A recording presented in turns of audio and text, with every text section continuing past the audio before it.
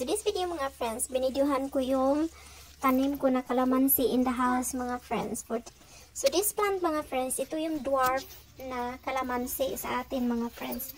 3 years na ito nandito sa bahay mga friends. Pero ito yung pinaka first bunga niya na sobrang dami talaga ang bunga niya mga friends.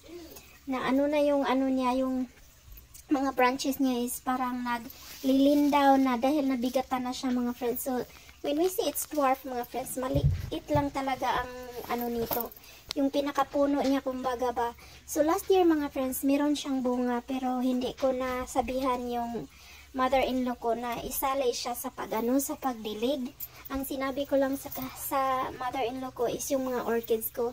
So pagdating ko ng Philippines mga friends, I was 6 months in the Philippines. Muntik na talaga siyang mamatay mga friends kasi nga wala siyang tubig, pero survivor pala kasi I know it's a survivor kasi ano siya mga friends, di ba, tropical sila.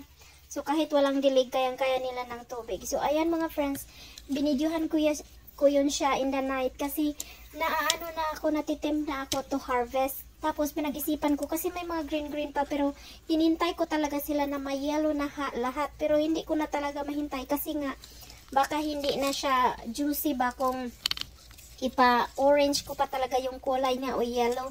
So kaya in the morning mga friends, dahil sobrang excited ko na talaga na i-harvest, kaya hinarvest ko na sila in the morning kasi sobrang ganda na talaga nila mga friends.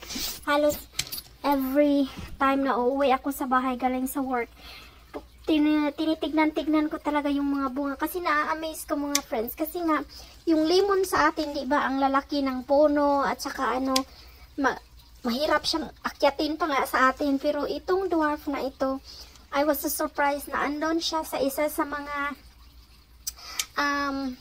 ano ba yun, hardware store ko siya nabili mga friends kasi meron din silang in the half of the store, meron din silang parang in summer, meron din silang parang greenhouse, pero hindi talaga matawag na greenhouse, pero nagbibinta sila ng mga tropical plants. So nakita ko ito doon mga friends, sabi nga ng asawa ko, hindi yan mag-successful kasi nga malamig dito sa atin. Anyway, indoor naman siya kasi nga dwarf lang siya.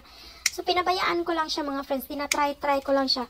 Yung first pamulaklak niya in the first year na inalagaan ko to is namulaklak naman siya mga friends, pero mga 5 lang siguro yung bunga niya mga friends, pero I was so happy already kasi nga at least namumunga siya. So sabi ko, pwede din pala no na mabuhay din pala itong tropical mga citruses dito sa Canada na sobrang lamig talaga. Anyway, indoor nga at saka kontrolado yung temperature namin sa loob ng bahay kasi meron kaming heater, pero nilagay ko ito sa tabing ano ba yan, sa bintana, sa tabi ng bintana dyan sa ano, para may light siya mga friends. Pero sa bintana na yan mga friends, malamig talaga. Pero naisip ko na baka na-winterize na din siya kasi nga 3 years old na siya dito. At saka dito siya, kumbaga, seedlings in Canada. So, parang na ano na siya sa lamig, parang na-winterize na kumbaga ba.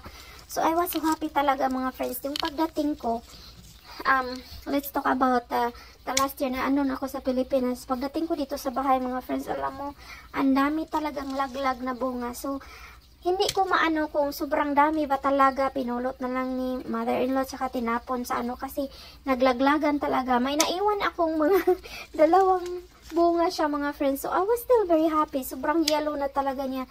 At saka wala ang mga dahon niya mga friends, sobrang laglag na talaga. So trinay ko siyang tinubigan ng tinubigan. Nag-survive naman siya mga friends in spring.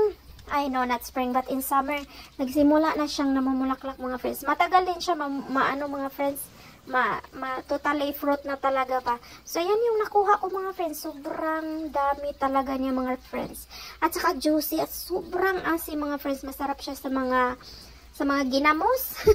So, yan, sobrang happy ko talaga. So, nilagay ko na yan sa freezer mga friends. Yung mga naano ko. Bago ko pa lang talaga yan na harvest. Sobrang happy ko talaga mga friends.